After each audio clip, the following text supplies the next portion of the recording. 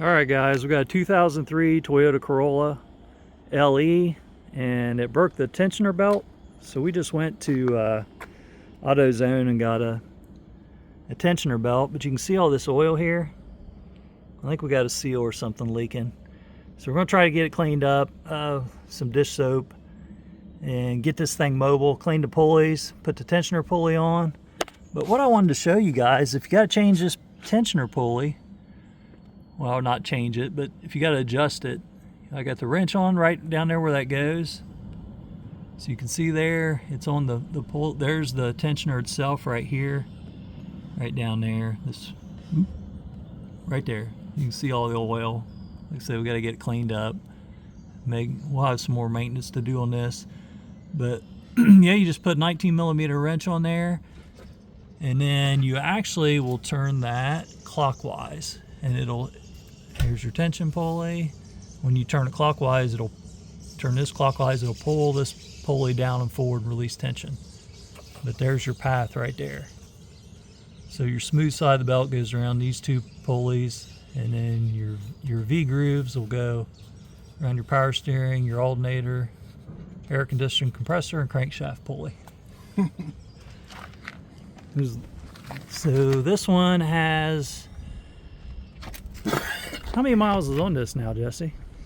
A couple 100,000. So a couple 100,000. In the last oil change, they recommended the synthetic, or at least part synthetic oil, which typically you don't want to do. You want to stick with a conventional if it came with conventional, because the seals swell. And then if you go to a synthetic, you're more likely to leak. So we're going to clean this up, do an oil change, put conventional oil in it, and then if it continues to leak, we'll have to, of course, get these seals don't swell back up. We're going to have to change something else. But that is where the tensioner arm is located, and where you put it, your 19mm wrench, just right on that top bolt there. It makes it easier before you get started, and then of course to know the path like we see here. Alright, so the serpentine belt's on there. Try to get some of that oil cleaned up before we figure out where that's coming from. But yeah, for this 2003 Toyota Corolla, we just used this Duralast 740 K6. Just picked it up at AutoZone. I think it was $35. Alright, so I hope that helps. I just thought it would be helpful to show that tensioner, especially right there where there's that bolt that you use to lift that whole arm, and then you can see the grooves on the outside of the tensioner. So tensioner and the water pump were just the flats, so they just took the flat side of the belt smooth, and everything else is grooved. So you know how it is, the serpentine belt, the grooves on the serpentine go in the grooves, and the flat goes on the flat.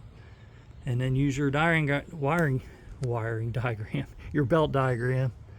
All right guys, thank you.